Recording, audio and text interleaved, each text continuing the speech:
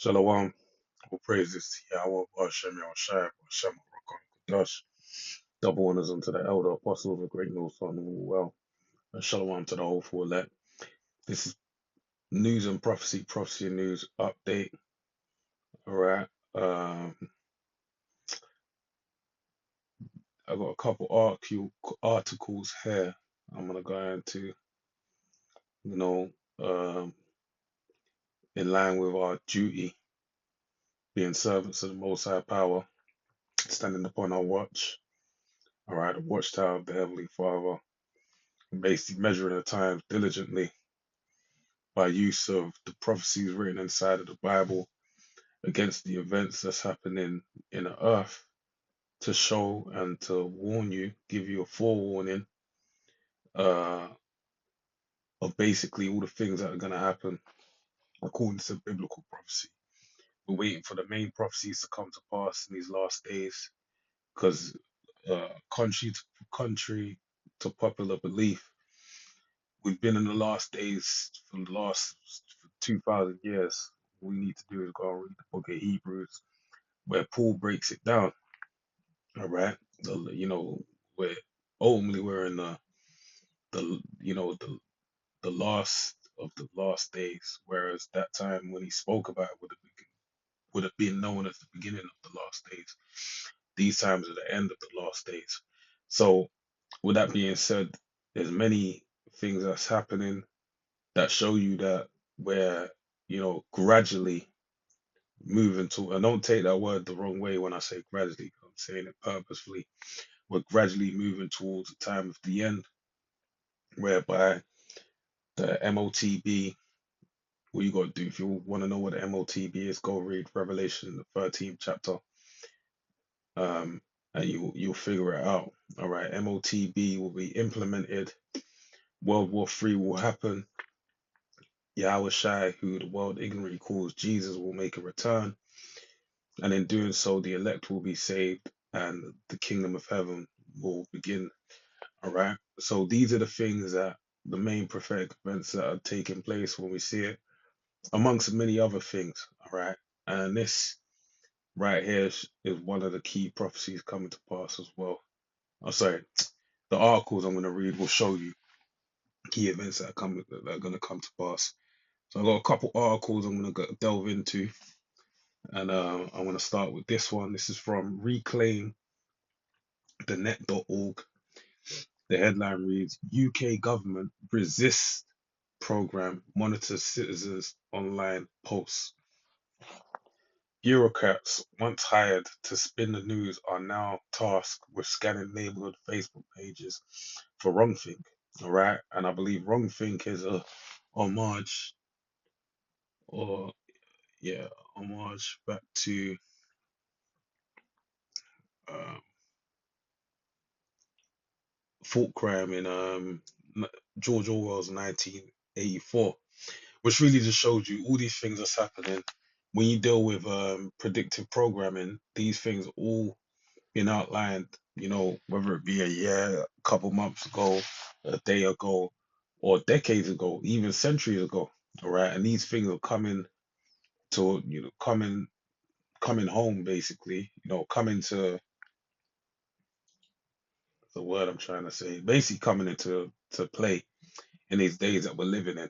All right, so now it's going to the point of you know these you know the monitoring of people on the net is basically being divvied out onto a more baser level, a more you know smaller level, and it's really showing you that the level of totality that's going to take place.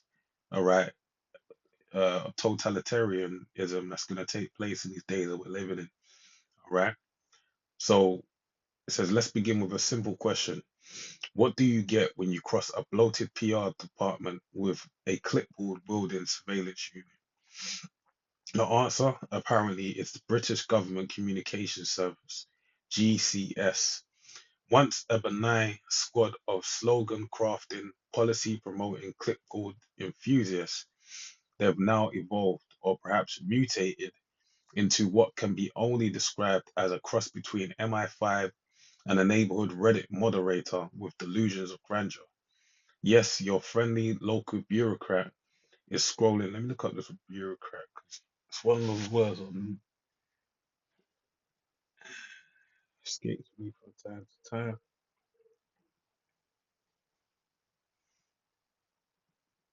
An official who works within a large organization or government, often associated with bureaucracy. So let's look up bureaucracy.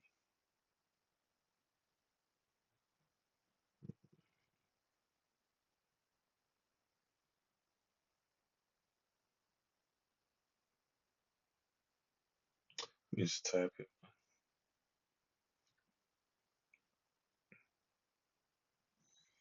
A system of government in which most of the important decisions are taken by state officials rather than elected representatives. So this is a government, an amalgamation of people that are basically making decisions for you. So it's against democracy.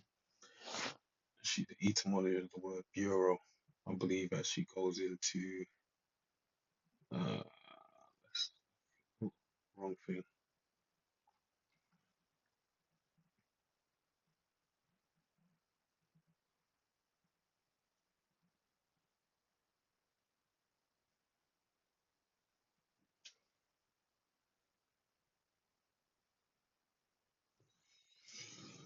Agency service, blah blah blah blah.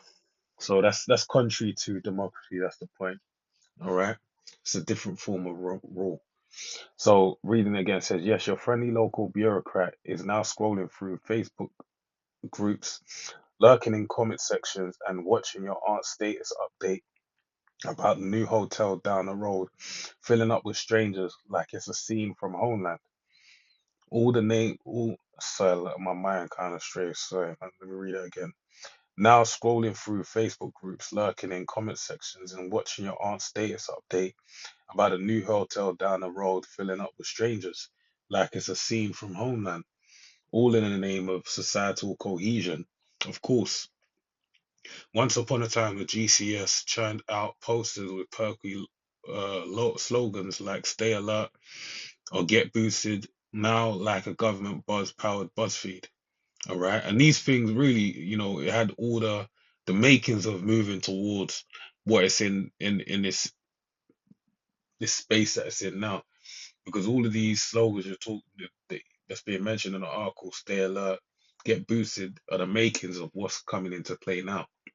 These are directions that's basically making um, the citizens authorities within their own prison system. All right, as the movie A Dinner with Andre basically is outlined as far as being the next model as far as what this modern society is going to shape into. All right, you're going to have people basically going up against people to preserve the system as it is. All right, and this is what you're seeing happening right now, or the makings of it, shall I say. But now, under the updated resist framework, yes, it's actually called that.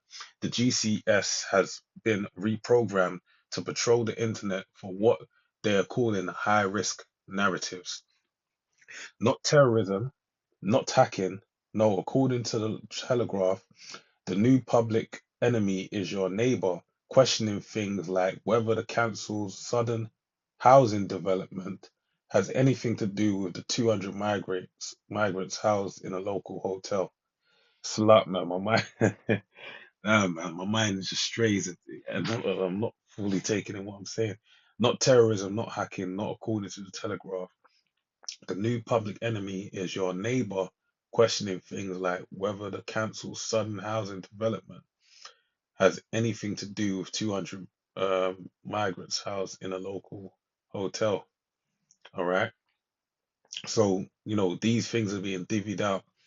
And this is all by design because these things are, you know, all these different things going on with migrants and the system at heart, and these are ways for them to weed out certain individuals and basically establish an enterprise that they're working on. All right, figure out who would be resilient against the new system being put in place. You know that they're marking the people. It's all in the manual. If your neighbor posts that certain communities are getting priority housing while local families wait years, this apparently is a red flag, an ideological IED. All right, they're against the system. An IED is a improvised, kaboom device. So, this is likened onto that TM, all right? Um, the sort of thing that could deepen community divisions and create new tensions, all right? This isn't surveillance, we are told, it's risk assessment. Just a casual read through of what the lady from your yoga class posted about a planning application. The framework warns of local parental associations and concerned citizens forming forums. All right, so these basically are breeding grounds or think tanks in a sense that think outside the confines of the government. All right, and will obviously, in the eyes of the government, be a threat to what they're trying to establish. So now this is really broadening the scope as far as what is considered acceptable and unacceptable. Because in reality, you know, one of the things that's championed by the Western world is free thought. All right, the ability to basically, say that I believe this or I believe that, and basically having an open dialogue about your beliefs and whatnot. But now this is all being funneled, or should I say, done away with. So there's one type of thought process that's being pushed to the people. And this is why the examples it offered, it spoke about local parental associations. These are things that are like, they've been around for decades, man, where you have like, parents come together and they discuss different things within, uh, whether it be the neighborhood, whether it be the district, their borough, or, wherever it may be, right? Concerned citizens. They're looking at these as breeding grounds for basically resilience against the system that's being built. And it really shows you that it's all being honed to create a certain type of infrastructure that's going to be built upon in terms of the image of the beast, all right, to bring about the MOTB, because they both things have to coincide with one another. In order for someone to take the MOTB, their mindset needs to be dedicated towards the system. And these things that are being implemented are by design a weeding process or a filtering process, should I say, to kind of figure out who the undesirables are. All right. And even I don't know, they may even be see how they can manipulate the minds of people, but for the most part, it's just basically to, figure out who's who and what's what. And why the sudden urgency? The new guidance came hot on the heels of a real incident. Protests outside hotels housing asylum seekers following the sexual assault of a 14-year-old girl by Hadush Kabatu, an Ethiopian migrant. Now, instead of looking at how that tragedy happened or what policies allowed it, the government solution is to scan the reaction to it. All right. What we are witnessing is the rhetorical equivalent of chucking all dissent into all dissent into a bin labeled disinformation and slamming the lid shut.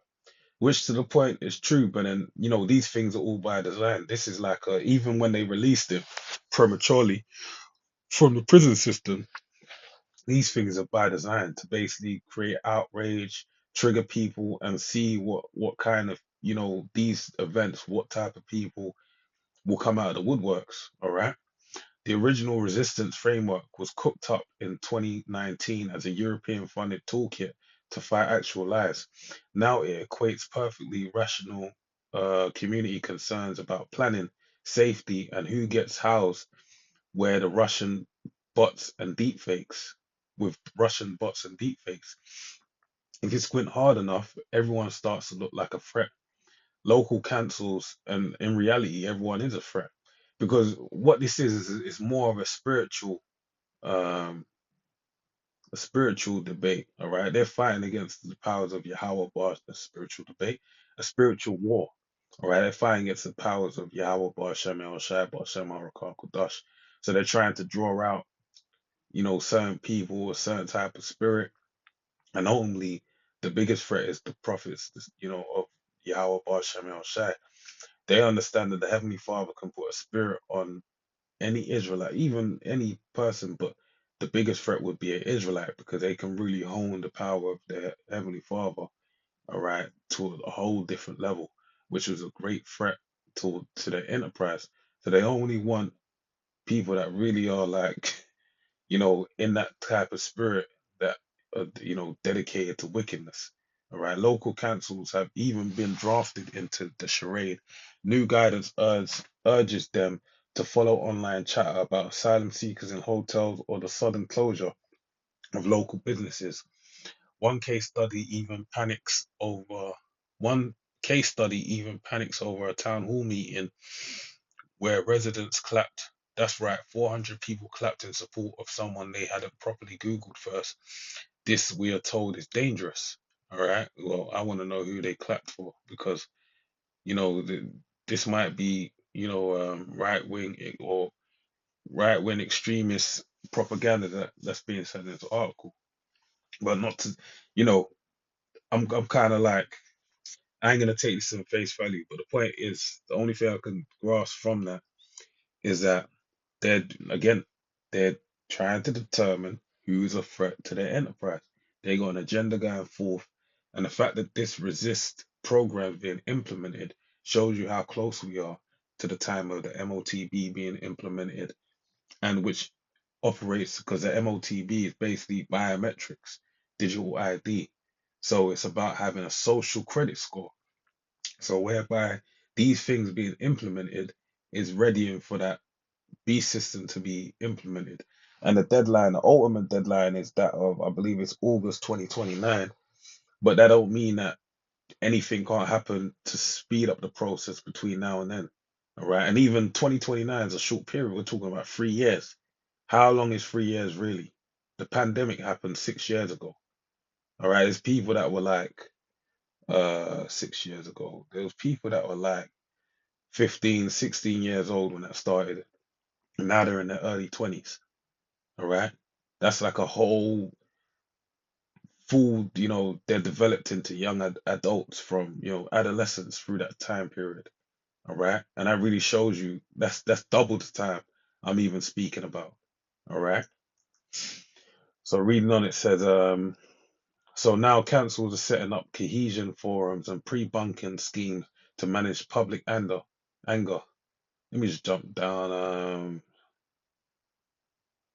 Actually, I'll read on schemes to manage the public anger, pre-bunking, like bunking, but done in advance.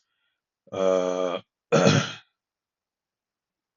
think that's meant to say debunking, uh, but done in advance before you even heard the thing you are not meant to believe. It's the equivalent of a teacher telling you not to laugh before the jokes even landed. Naturally, this is all being wrapped in cozy language of protecting democracy.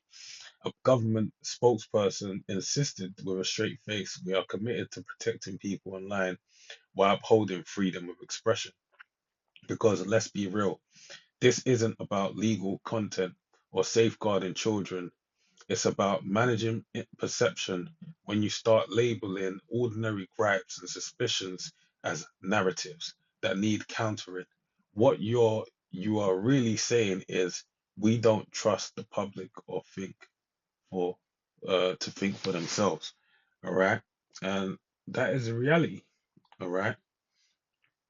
These things being done by this are being done by design so that everyone marches, according to the tune of, or saying that that's what that's set up, marching according to the tune of the um uh marching to the tune of this system. All right, so let me read a couple precepts on that. This is the book of Matthew 11 and 16. Uh, Yeah, I'll start from 16. But whereunto shall I liken this generation? It is like unto children sitting in the markets and calling unto their fellows, and saying, we have piped unto you, and ye have not danced. We have mourned unto you, and ye have not lamented. For John came neither eating nor drinking, but they say he hath a devil.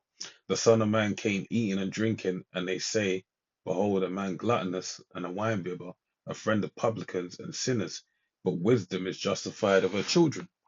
All right. So basically, what we've come out here to do, or even better to say it like this, the Heavenly Father made everything in twos, all right? Everything double. Light and the dark, wicked and the righteous, all right? Hot and cold. These things all basically, the existence of one complements the other and really just, shows you the other is existent. It shows the others is existent, all right? So us, you're out basically saying there's only, the right or the left you can go. Okay. So ultimately, if you ain't in line with that system, all right, you're basically gonna be destroyed. All right. And so you're gonna be destroyed because there's two there's two drums that's playing. The one drum is the drum of the word of the Heavenly Father. The other drum is the way of the world. All right. And if you don't hear this tune, then you're marching to the tune of Esau, Edom. All right. And it's the world that we live in presently. Whether you like it or not, even if you disagree with the system or you want to do anything, wide broad is a way that leads to destruction. Because you ain't in the way of truth, you're basically in the way of destruction. All right. So let me even build heavier on this by reading this in the book of Daniel.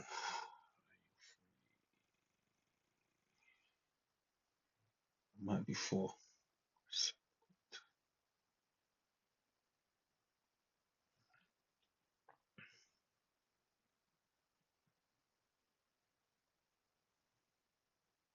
Slut man, I'm being a bit too probably got to chill with it.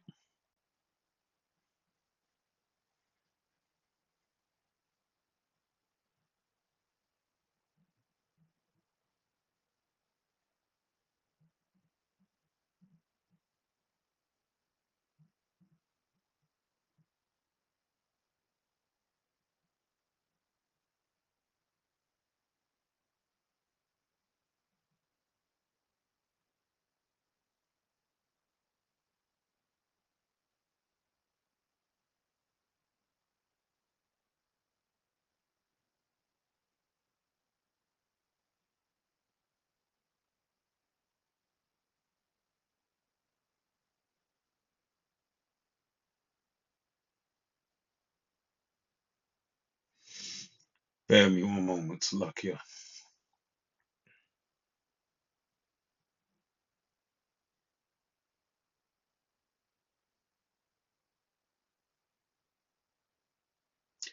I'll just read this excerpt and then just summarize the story.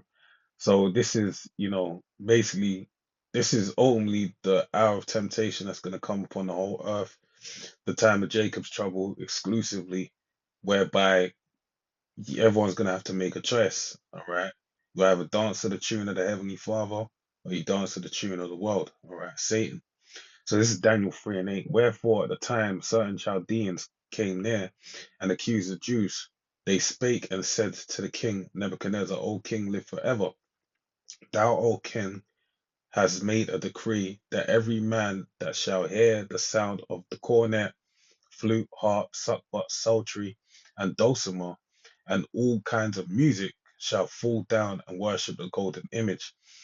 And whoso falleth not down and worshipeth that, he should be cast into the midst of the burning fiery furnace.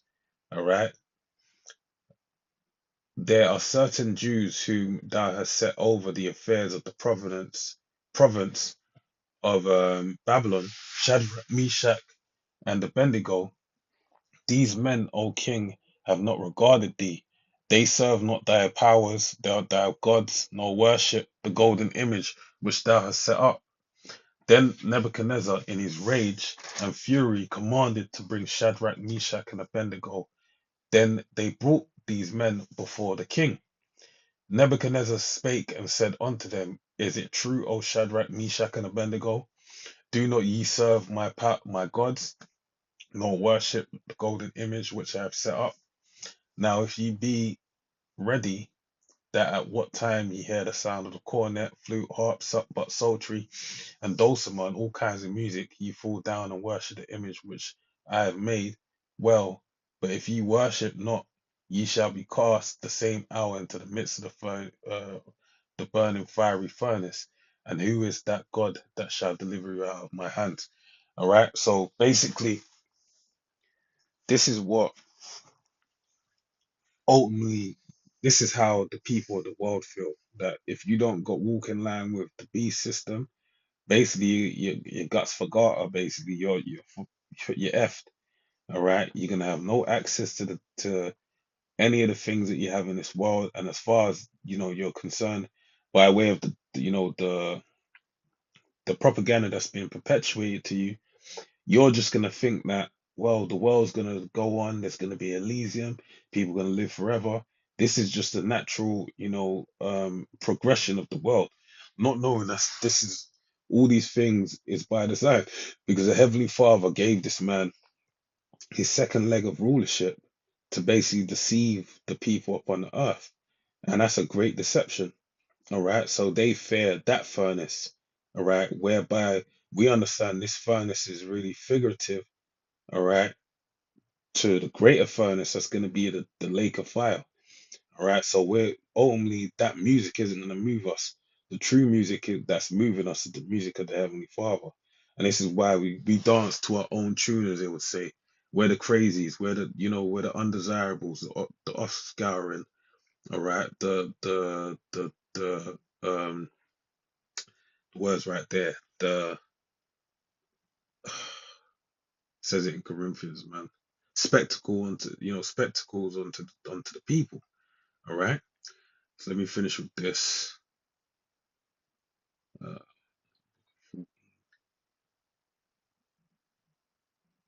so there's the book of Revelation 14 and 9. And the third angel followed them, saying with a loud voice, If any man worship the beast and his image, and receive his mark in his forehead or in his hand, the same shall drink of the wine of the wrath of the Most High, which is poured out without mixture into a cup of his indignation. And he shall be tormented with fire and brimstone in the presence of the holy angels and in the presence of the Lamb. And the smoke of their torment ascendeth up for ever and ever. And they have no rest day nor night, who worship the beast and his image, and whosoever receiveth of his mark, of his name, the mark of his name, Salakia. So it really shows you, that's what it is, man. You either, you know, you serve the image of the beast, or you serve the image of the Heavenly Father. All right, following the pattern of the Heavenly Father's way. And whichever you choose, you're going to be judged accordingly. All right, and following the image of the beast by way of, only taking an MOTB, what's going to happen? You're going to be destroyed by that lake of fire. All right, and just like you had when the analogy or the example, it ain't an analogy, it actually happened with Shadrach, Meshach, and Abednego, or Azariah, Mishael, and Hananiah, all right, being the true Hebrew names.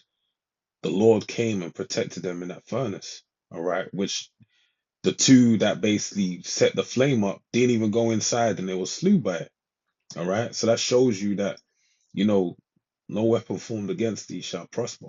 So these are the type of things that we need to bear in mind as we deal with the time that's coming. All right, so let me jump into this next article. So this is the book, the book of Zero Hedge. This is the website zerohedge.com. Headline reads The Decline of Developed Nation Fiat Currency.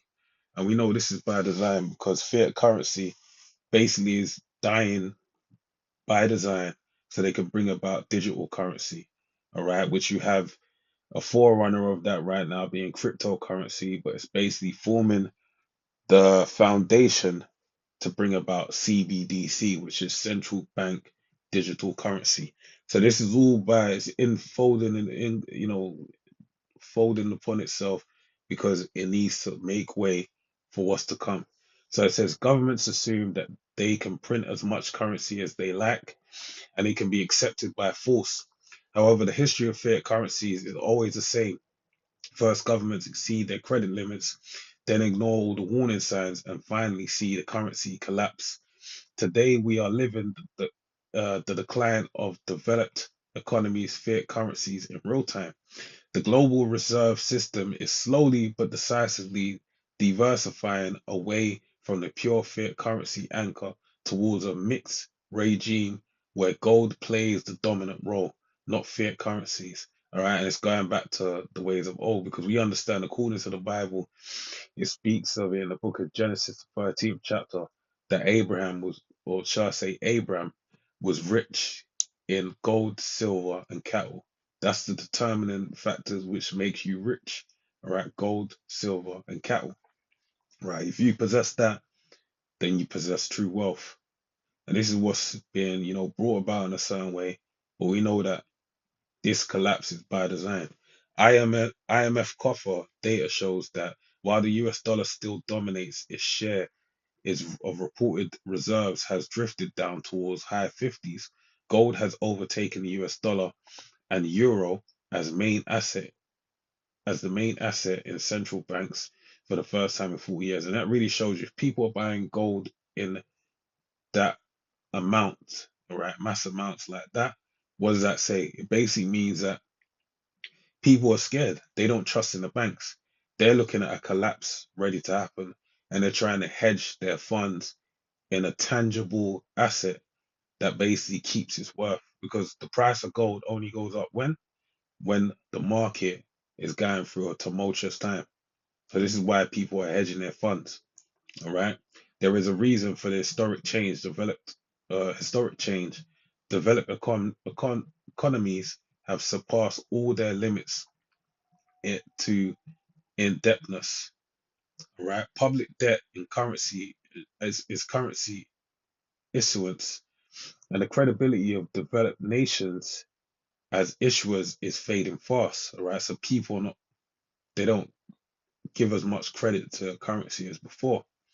It started with the ECB, all right, European Central Bank, the Fed, Federal Reserve, and major global central banks reported large losses. Their asset base was yielding negative returns as as inflation and solvency issues became evident. So basically, they're saying that the banks are basically amassing debt. All right, they ain't generating as much money as they were before. So people have started to move away from dealing with banks. Mainstream economists and governments dismissed these losses as insignificant, yet they demonstrated the extreme risk associated with the asset purchases made in previous years. Inflation is a form of de facto gradual default of issued obligations, and global central banks are avoiding the debt of developed nations because they see a deterioration in the fiscal and inflationary outlook. Um, Sovereign debt is not a reserve asset no more. Global public debt has reached about $102 trillion, a new historical record, well above pre-pandemic levels and close to the peaks hit during the most aggressive monetary expansion. Sovereign debt has driven this phenomenal rise, with countries like France and United States running enormous annual deficits in non-crisis periods. Biodi- Bidenomics in the United States was the clearest evidence of imprudent fiscal policy, running record deficits and increasing spending by more than 2 trillion US dollars in a period of strong economic recovery. All right. So let me see if I can pick out anything in particular.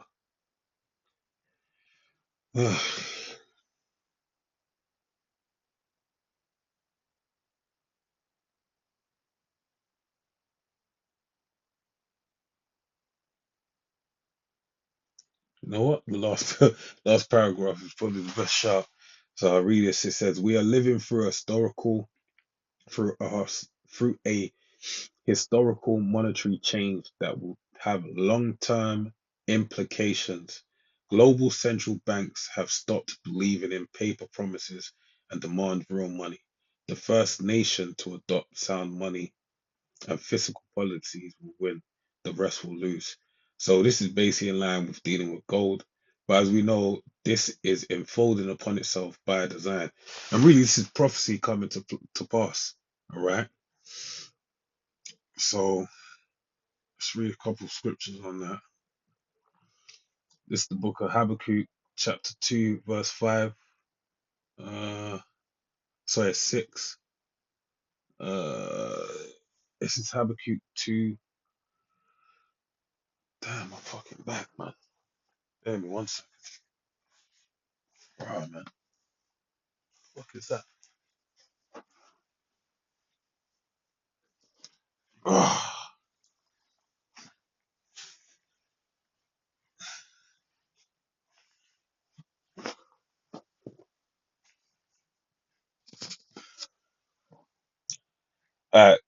So this is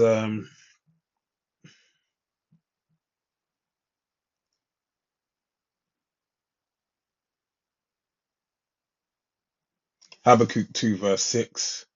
It says, "Shall not these take up a parable against thee, and a taught a proverb against him, and say, Woe to him that increaseth that which is not his, how long? And to him that ladeth himself with thick clay." All right, so this thick clay that's being laden is speaking about debt. All right, these debts, this is prophetic that this man has basically, given himself a great debt that he can't basically pay off. All right, and even more so when you deal with what he's done to the world and only the children of Israel, because this is why the Lord's coming back to redeem us, to buy us back, to save us out of these hard times we're in. But then once we go into the kingdom, these other nations, as it tells you in Isaiah 14, they're basically going to look toward him. And when they get their chance, they're going to, give him, tuck him in as well. Any chance they get, they're going to do him something. All right. So this is the word uh, for thick clay. The word there is I but I but yut. All right, I but yut, which means weight of pledges, heavy debts. All right, so a load of debt. So this man has a load of debt upon him. All right, let's build upon that.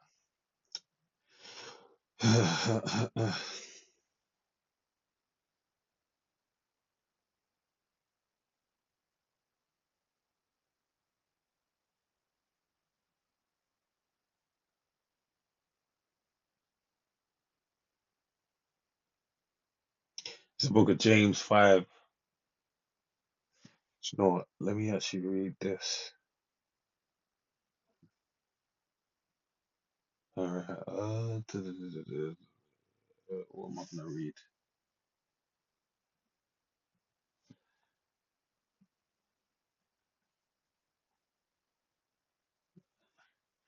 Let's read this.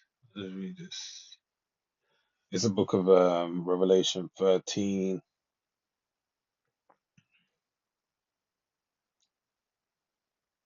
and 14. This is really what he's banking on to really deal with the debt anyway, because ultimately the debt, you participate in the debt, and really he's gonna pull a big jack move. All right. Once he see what he's gonna do is that with inflation being set in, all the money you have, you're being defrauded, day by day.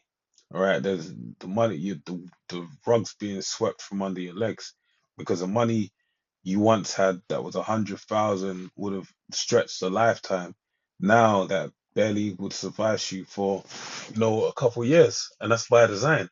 So he retains all the wealth by buying up all the actual, hedging his bets by buying up the gold, the silver, all the precious metals, and really industry whereby you need to, food and things of that nature. if you want to eat, this is like the same jack move that happened in Egypt, all right, when Pharaoh basically bought out all these people and then really owned all of the land, all right. So when things got back to normal, he had all the wealth of the land, and then he had the people being slaves onto him, giving him money on top of that, all right, paying off their debts. So he's looking to funnel it in, move it to the point where, he just basically prospers off of everyone. But then this is why, that technology is going to, it's a two-way street, and it's not a two-way street. It's like uh, it works out both any way you look at it, because he eliminates an inferior system while, taking all of the wealth, but then at the same time makes it where there's a desperation amongst the people to basically buy into the system that's coming into play. Right. So there's Revelation 13 and 14, and deceiveth them that dwell on the earth by means of those miracles which he had power to do in the sight of the beast, saying to them that dwell on the earth that they should make an image to the beast, which had the wound by a sword and did live, and he had power to give life unto the image of the beast, that the image of the beast should both speak and cause as many as would not worship the image of the beast should be killed. And he causeth all, both small and great, rich and poor, free and bond, to receive a mark in their right hand or in their foreheads. Right. So this is basically going to be the new monetary system. All right. So everyone's going to be beholden to this system that's going to be implemented by design. So he has total control. All right. 1%, the elites of this world, the true Edomites, all right, with the well, even the lesser illuminaries are going to be subject to this. They're going to have total control. You're not going to be able to live without them knowing and accounting for your movements. All right. Verse 17, and that no man might buy or sell save he that hath the mark or the name of the beast or the number of his name. Here is wisdom. Let him that hath understanding count the number of the beast, for it is a number of a man, and the number is 600 threescore and six. All right. That's really the point. We just see, actually, I'll read this to close out. uh, for this. James 5 and 1. Go to now, ye rich men, weep and howl for your miseries that shall come upon you. Your riches are corrupted, and your garments are moth eaten. Your gold and silver is cankered, and the rust of them shall be a witness against you. And ye shall eat your flesh as it were fire, and shall eat your flesh as it were fire. Ye have heaped treasure together for the last days. All right, so this is basically where it is. Even though they're going to implement this system, they're going to fall, all right, because it's not designed to last. As it says, verse 4, behold, the hire of the laborers who reap down your fields, which is kept back by fraud, being the Israelites, right, so-called blacks, Hispanics, West Indians, Native Americans, and its cries of them which have reaped are entered into the ears of the Lord of Sabaoth, right? Our prayers, the elect is going to be answered, right? Because it's a time. The Lord of Sabaoth is the word Tazabah in the Hebrew, which means Lord of the armies or Lord of the hosts. Ye have lived in pleasure on the earth and have been wanton. Ye have nourished in your heart. Ye have nourished your hearts as in a day of slaughter. You've condemned and killed the just, and he doth not resist you. All right, so let's read this last article I've got. This is from the dailymail.co.uk. Mysterious burst of 90 earthquakes jolts California's Bay Area. So it says at least 90 small earthquakes have shaken California's Bay Area this month, prompting scientists to dig into what's driving the unusual burst of activity. San Ramon in the East Bay has been the epicenter of this seismic activity, which sits on the top of the Calaveras Calaveras Fault, an active branch of the San Andreas fault system. The Calaveras fault. Hmm. Uh, that makes sense. So it's lucky, but I'm just realizing San Andreas is basically another way of speaking of like that area. San Andreas, origin.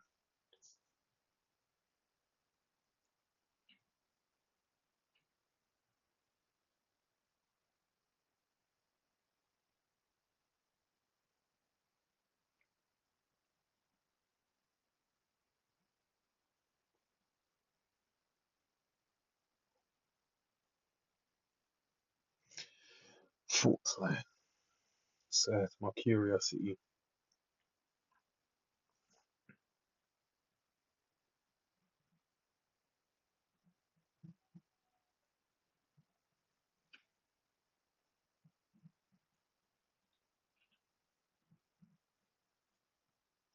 Okay.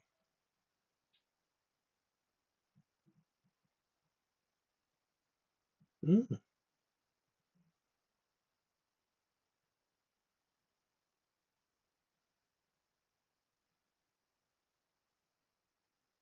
interesting.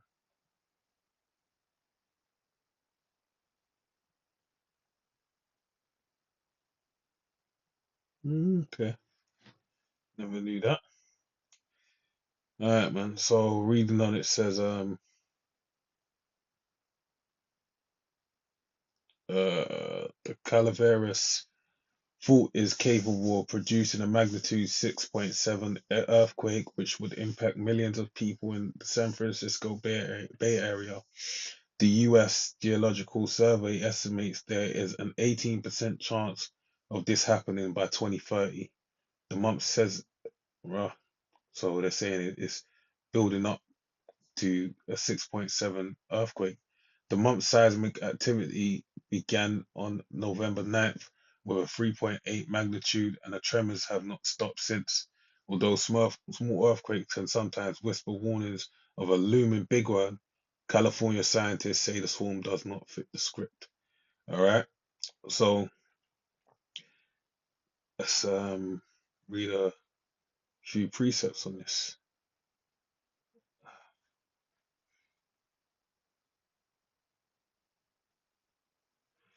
It's the book of Matthew 24 and 4. All right, can't read this enough. And Yahushua answered and said unto them, take heed that no man deceive you, for many shall come in my name, saying, I am anointed, and shall deceive many.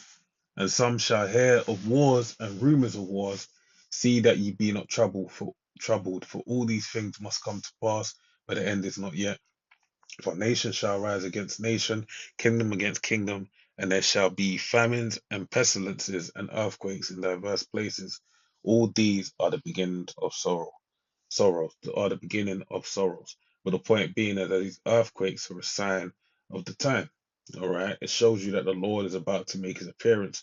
And as it said, these people are none the wiser. It really speaks to the mindset of the people of today in a poetic way, in that saying a small earthquake's a whisper of warnings of a looming big one, but they're saying it doesn't fit the script. And that's really, the way the law's going to come, because, truth is stranger than fiction. The things that are actually crazy and out of this world, all right, are actually more reasonable than the things that you're told in lie. All right. So let me build upon that. Uh,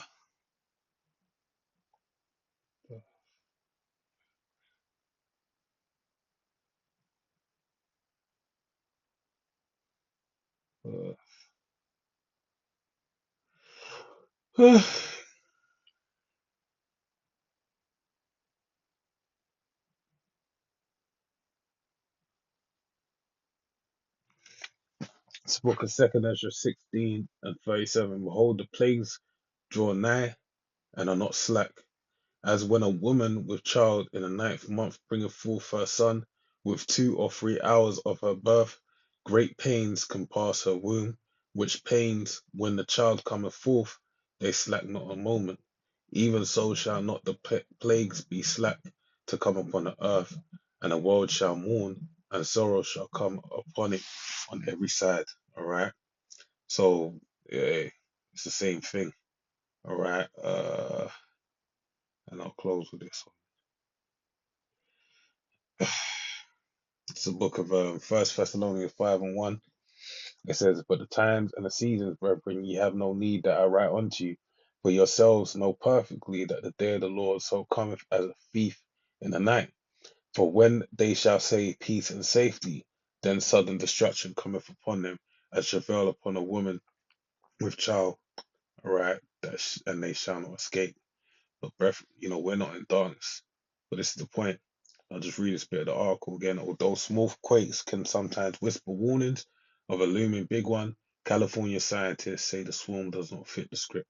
So with that, pray you're edified to the next one. Shalom.